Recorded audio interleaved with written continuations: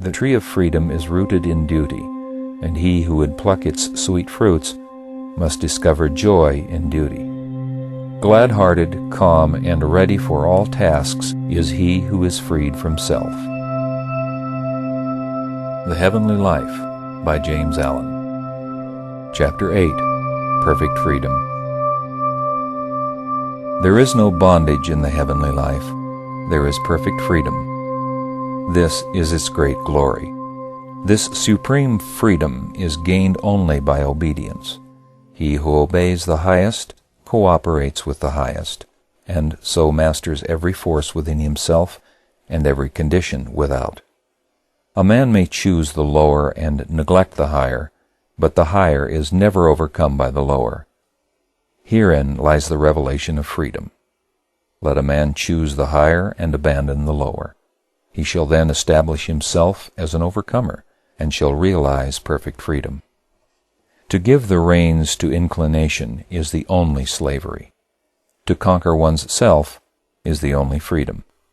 The slave to self loves his chains and will not have one of them broken, for fear he would be depriving himself of some cherished delight. He clings to his gratifications and vanities, regarding freedom from them as an empty and undesirable condition. He thus defeats and enslaves himself. By self-enlightenment is perfect freedom found.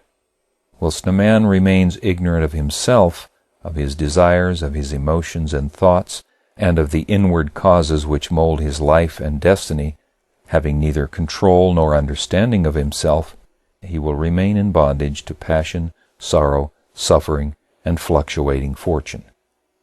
The land of perfect freedom lies through the gate of knowledge. All outward oppression is but the shadow and effect of the real oppression within. For ages the oppressed have cried for liberty, and 1,000 man-made statutes have failed to give it to them. They can give it only to themselves. They shall find it only in obedience to the divine statutes which are inscribed upon their hearts.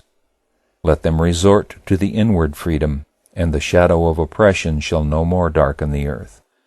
Let men cease to oppress themselves, and no man will oppress his brother. Men legislate for an outward freedom, yet continue to render such freedom impossible of achievement by fostering an inward condition of enslavement.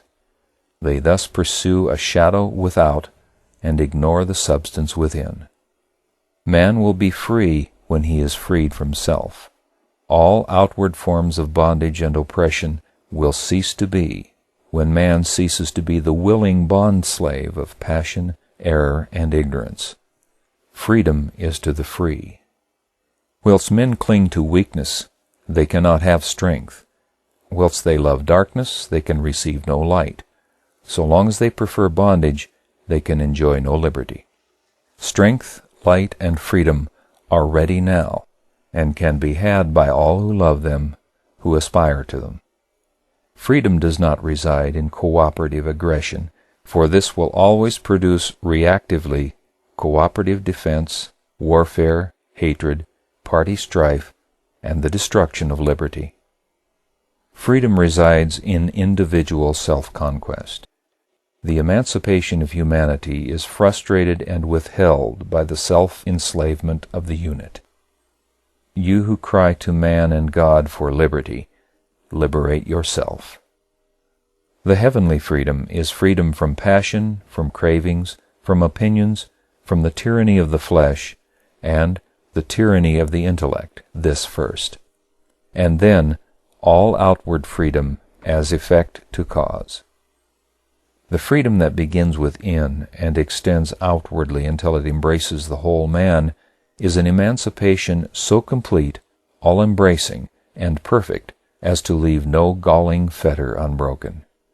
Free your soul from all sin, and you shall walk a freed and fearless man in the midst of a world of fearful slaves, and, seeing you, many slaves shall take heart and join you in your glorious freedom.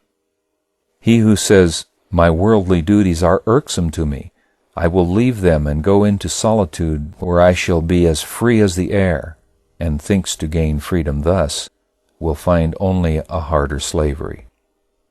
The tree of freedom is rooted in duty, and he who would pluck its sweet fruits must discover joy in duty. Glad-hearted, calm, and ready for all tasks is he who is freed from self. Irksomeness and weariness cannot enter his heart, and his divine strength lightens every burden so that its weight is not felt.